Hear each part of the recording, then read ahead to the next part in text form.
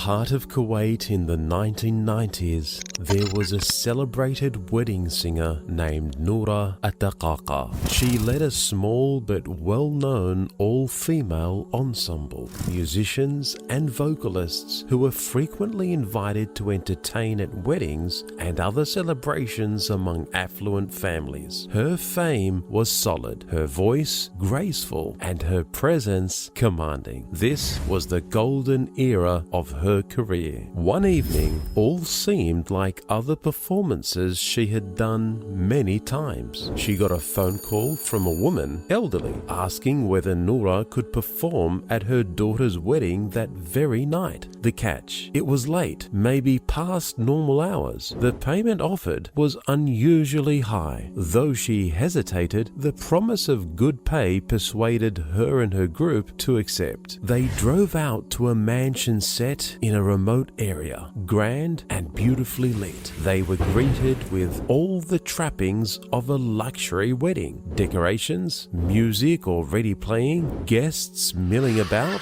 laughter, and the host's warm welcome. It was, Noura thought, one of her more opulent gigs. They prepared, arranged their instruments, even changed outfits. At about 10 p.m. or so, they began their set. At first, everything seemed ordinary. People dancing, guests asking for songs, applause. The band was comfortable, enjoying the performance. But as the night deepened, subtle oddities crept in. A band member commented on the guest's skin. It felt hard, perhaps coarse. Features looked strange. The dancers never seemed to tire. Their energy was unnatural. Clothing, voices, gestures, there was something off. One of the guests who kissed Noura's cheek felt her skin was hard like stone. Shadows moved oddly. Laughter echoed in strange ways. When the clock neared midnight, the host asked them not to stop, even after Noura suggested they might pause. Darkness struck suddenly. Electricity or lights went out. Panic fluttered in the hearts of the musicians. When the lights came back, some guests appeared to have animal-like legs, hooves, or goat-like extremities instead of human feet. The change was grotesque, and terror spread. One of the band members, Siam in some versions, fainted from fright. Others tried to keep singing to maintain calm, trying to convince themselves nothing supernatural was happening. But the tension became unbearable. Then time passed strangely. Hours felt like minutes.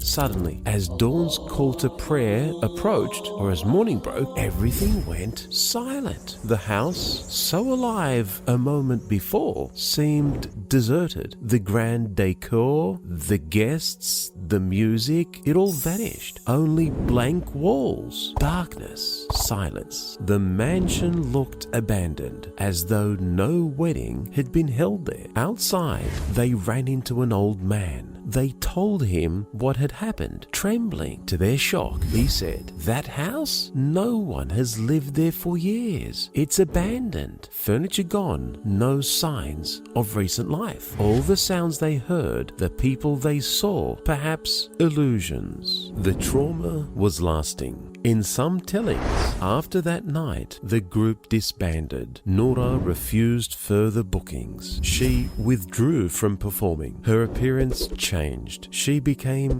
quieter. She put up verses of the Quran in her rooms. Incense or frankincense scented the air. Some say she was physically thinner, mentally shaken. Her media appearances dropped, and she essentially disappeared from public performance. One lesson in the story is the importance of placing one's faith in Allah above everything else. When faced with the unknown, jinn, supernatural events, or frightening experiences, it's our trust in Allah that can provide protection, inner strength, and peace. Islam teaches that Allah is the one who controls all affairs, seen and unseen, and that nothing occurs except by His will. This story reminds us that when we we feel helpless or scared, our ultimate refuge is with Him through prayer, remembrance, dua, supplication, and seeking protection through the Quran and Sunnah. Islam provides us with spiritual tools to protect ourselves from harm in both seen and unseen realms. Among these are Quranic verses which Prophet Muhammad, peace be upon him, and righteous people have used as means of refuge. One of the most famous is Ayat al-Kursi, which is recited for protection and regarded as a powerful shield. Its virtues are widely noted. Also, the last two surahs, Al-Falaq and An-Nas, known together as Al-Mu'awwidhatayn, are among the primary recitations for seeking refuge from all forms of evil. In addition to these, there are powerful du'as that one can say, such as, I seek refuge in the perfect words of Allah from every devil and every poisonous reptile, used as a supplication for protection, with a hadith that whoever recites it when settling in a place will be safe until he leaves it. Another lesson is the importance of knowledge and judgment. Often in folklore, people are unwittingly led into situations they don't fully understand, accepting invitations without knowing who is truly hosting, not being aware of possible risks. Islam encourages seeking knowledge, verifying what is true, not accepting everything at face value, especially when something seems odd or against reason. The story highlights how doubt, careful attention to warning signs, and humility before the unknown are healthier than rushing into something simply because it appears lucrative or prestigious.